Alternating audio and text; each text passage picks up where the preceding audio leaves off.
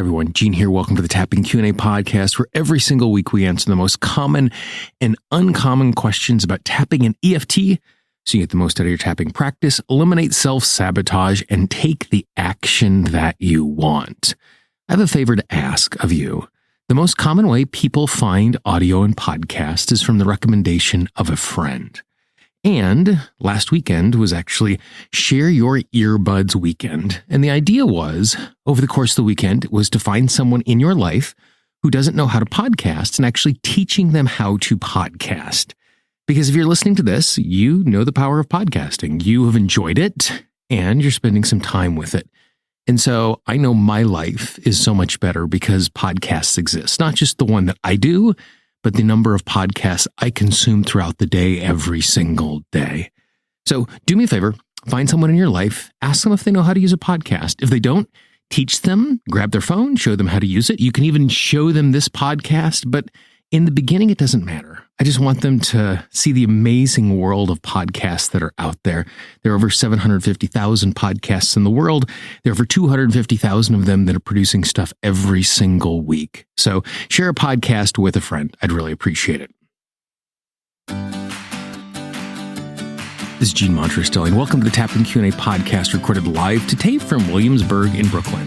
This is episode 392, originally aired October 2nd, 2019.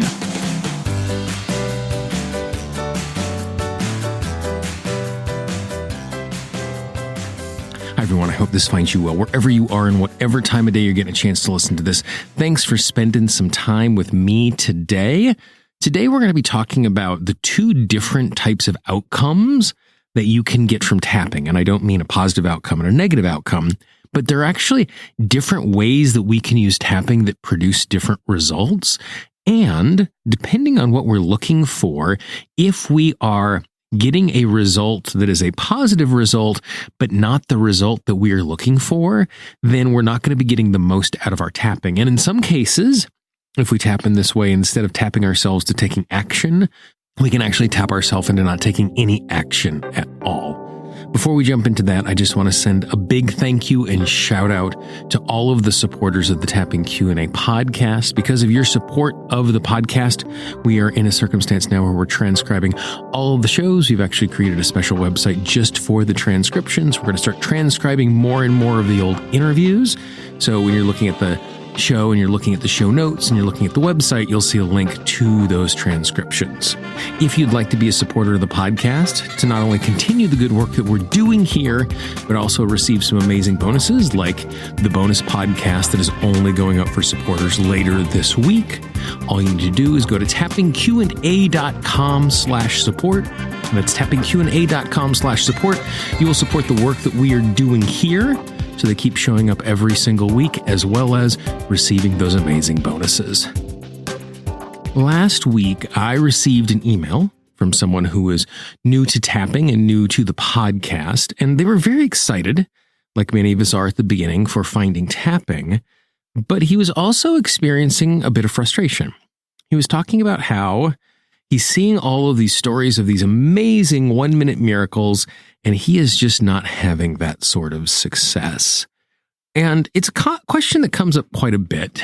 And fortunately, as people are sharing tapping more and more, we're spending less time focusing on the 1-minute miracles. In the beginning, it made sense when people were sharing tapping because they wanted to, in a dramatic way, show you how powerful tapping was. And I'm not saying that any of those 1-minute miracles or 1-session miracles were an exaggeration, because I've certainly been in a circumstance where I've seen amazing transformation really, really quickly. The problem about talking about that sort of result is it creates the expectation that that's what tapping is like every single time. And if we create that sort of expectation, it causes problems. I can remember working with a reluctant client one time. It was a friend of a friend, and she was tapping almost to appease the person, was saying, you need to go tap with Gene. You need to go tap with Gene. And so at the beginning, she was skeptical, which makes sense because, as we all know, tapping is weird, and skepticism at the beginning makes a great deal of sense. After about 15 minutes of tapping and working with her, she went from being skeptical to being really frustrated by the fact that tapping wasn't working instantly for everything that we were talking about. And that's a really amazing arc to go through. But having these sorts of expectations can cause us problems. They can cause us problems in believing in the tool set working, and it can cause us problems in evaluating the types of results that we're having. Because not all tapping is equal and no two issues are alike. Even if it is the exact same person and they are struggling with a very similar circumstance from one day to the next, the things that we are tapping on and the success and the rate that we tap and how we move forward might be radically different between those two sessions, even though it appears all of the variables are exactly the same. And so if we can see different processes and different results for the same person with the same issue on two separate days, imagine the variety of processes and results that come from two different people with totally different life experiences with totally different issues. And so when we are working on something, if we are only thinking in terms of absolute total relief and what our tapping session was like last time, it's really easy for us to create unrealistic expectations. And even when we have success, if they don't meet our expectations, then it's easy to be disappointed. One of the things that I mention to my clients a lot is the idea that happiness is outcome divided by expectation. And so our expectations play such a huge role in how we perceive something. In a more basic term, if I told you yesterday at work I did 10 things, would you think that was a good day or a bad day? Well, it depends. If I wanted to get 8 things done yesterday and I got 10 things done, I am doing backflips out of the office because I'm so excited at how successful I was. If I wanted to get 14 things done, I'm going to be really disappointed because I didn't get nearly enough done. So the expectation determines how I feel about what happened.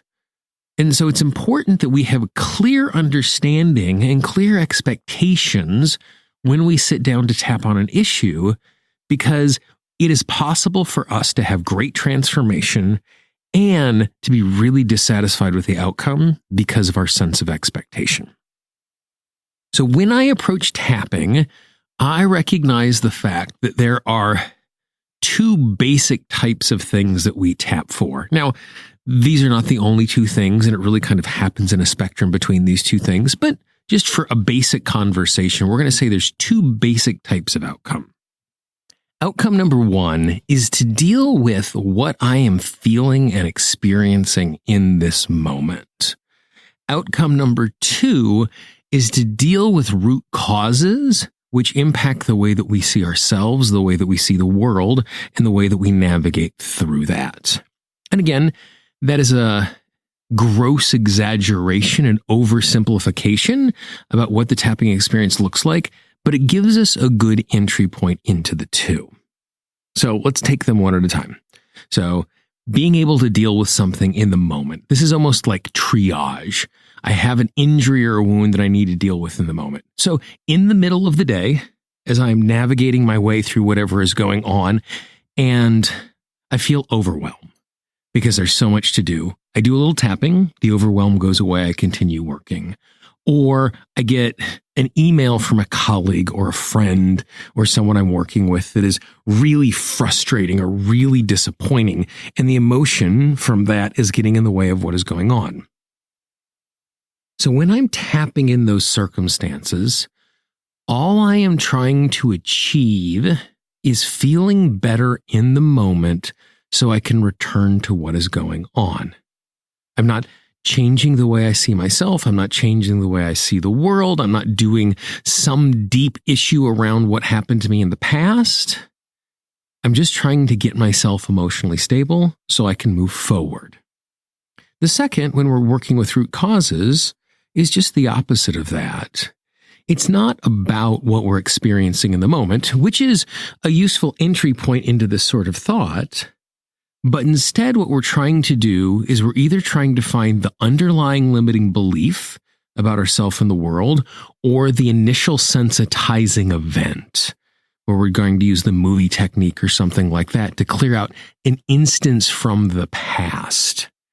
When we're doing this sort of work, we are trying to change the way that we're not feeling in the moment, but how we respond to things.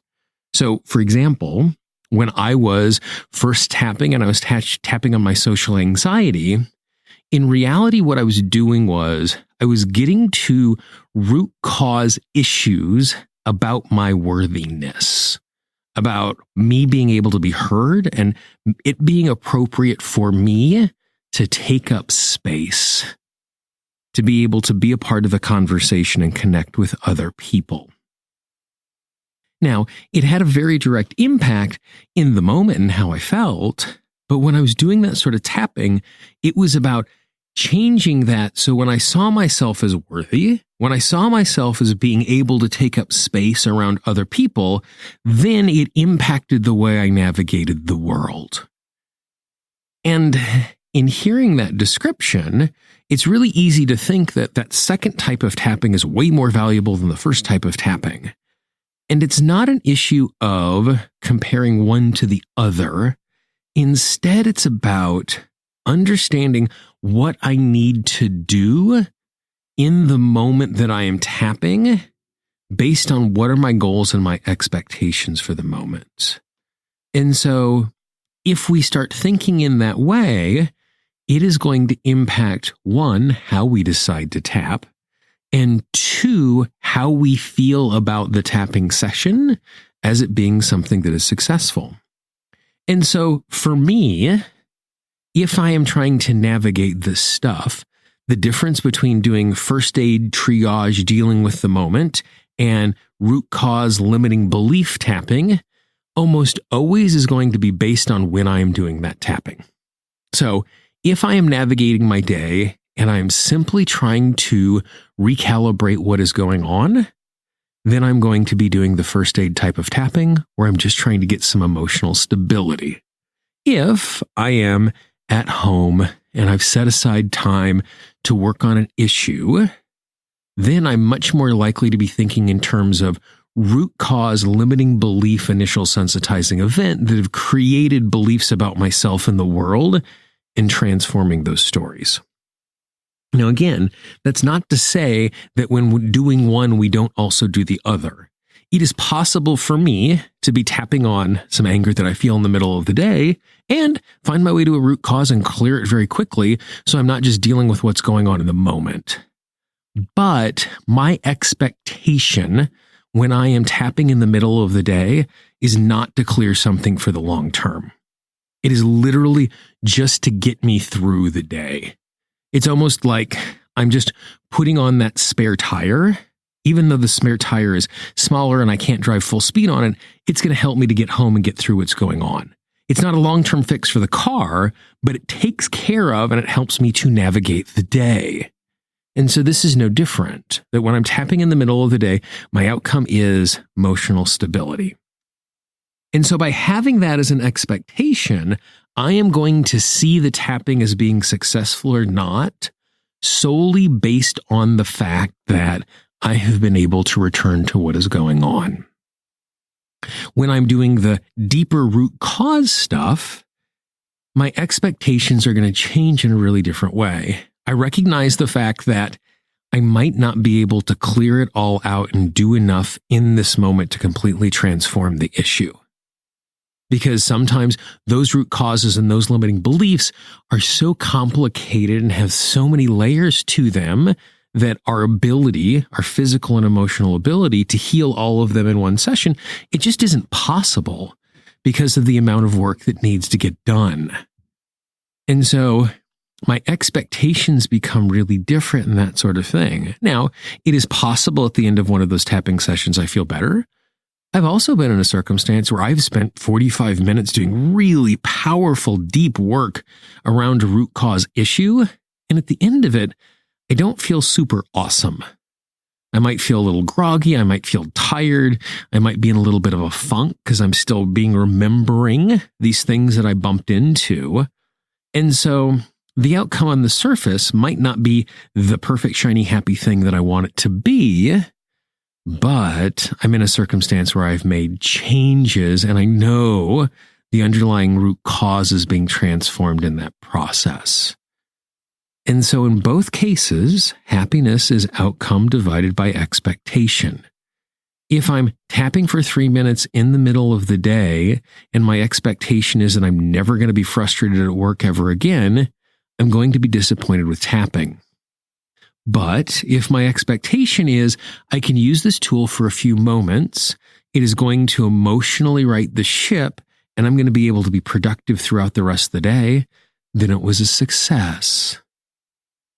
If my expectation when tapping on a root cause or root belief is that I'm going to have this short tapping session and this is going to be transformed forever, I'm open to that as a possibility, but I recognize the fact that that's probably not going to happen, and I'm going to end up being really disappointed if that is what the outcome is, because I'm not getting everything I want in that 1 minute way. The way that all of this information becomes useful for you and your tapping is to be able to step back before you tap and just have a statement of purpose. And it doesn't have to be this very formal statement, but just think to yourself, why am I tapping right now? What is the goal? What is the outcome? And by doing this, we're going to, one, and we haven't talked about this a great deal, we're going to focus the way that we tap, because we're only going to be tapping on what is useful. If I'm trying to emotionally right the ship during the day, I'm not going to be super worried about past memories that are coming up in the midst of this. I'm just going to be trying to calm myself down. And so I focus on the right things when I'm tapping. The second thing it does is it helps us to really effectively evaluate the tapping that we have just done. So if we're successful and we're meeting that expectation, it's going to encourage us to keep moving forward and keep using tapping in the future. And if we have an expectation and we're not meeting it, it gives us the opportunity to start asking the questions. Am I approaching this issue in the right way? Or am I too close to this issue? And because I'm so close to the issue, I'm not going to be able to clear this on my own, and I actually need to find a practitioner or a tapping buddy for me to work with so I can navigate my way through this. And so the expectations become really, really important. And so give yourself permission to state why you're tapping. And, it doesn't have to be much more than you might even tap on the side of the hand and go, for the next few minutes, I'm going to tap because I'm just trying to get my emotional self reset so I can navigate the day. And I give myself permission to know that later today or later this week, I'm going to spend some time on the root causes of this issue. Or my statement of intent is, right now I'm going to spend some time on my limiting beliefs, the root causes and the initial sensitizing events that have caused this stuff. And I know that I might not complete all of it today, but doing any work on these underlying issues are going to impact my life day to day. And so by just using that as a setup statement to the work that you're doing, you're going to set the tone for the tapping session. And I think you're going to be a lot more satisfied with what you do. And you're also going to get more work done in your tapping time because you're going to be working in a really deliberate way.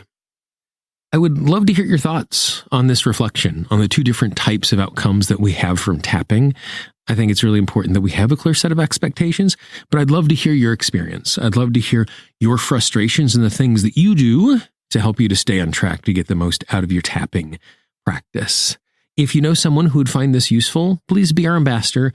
Pass it along. Like I've been saying all years, our goal is to get 9 new tappers a day as a community. If we do that, we'll have 3,000 new tappers in the world. So just pass this audio along to them. Don't spam your inbox, but just send a thoughtful note and say, hey, you might find this interesting, and this is why I think you'll find it interesting. You can subscribe to the podcast everywhere you get audio. And remember, in podcast parlance, when we say subscribe, we don't mean paid subscription. It is free. Yes, there are places on the internet where you now have to pay for audio, but you will never have to pay for the Tapping Q&A podcast. You can find it in Apple Podcasts, Google Podcasts, Pandora, Stitcher, Spotify, Deezer, Radio.com, Luminary, Himalaya, Radio Public, anywhere you find audio. You can even find it on your Alexa. You can find the Tapping Q&A podcast. The entire archive is there. Over 160 hours of free content just waiting for you. If you have a question, if you have a comment, if you'd like to see something on a future show, please reach out. I can always be reached, Gene, Gene, at tappingqa.com, or you can click on the contact link up above. If you happen to be one of those super smart people who've downloaded the Tapping Q&A app, if you click on the contact link in the app, you can send me a voice memo or an email right from inside of the app. If you haven't downloaded the app, I'd encourage you to do so. Not only is our entire archive of the audio in the app, but you also have written out versions of the tap along scripts, so that if you want to tap along and you don't want to search through the audio, just go into the text archive and you'll find lots and lots of scripts there. The app is free. You can find it in the Android App Store or the Apple iOS App Store.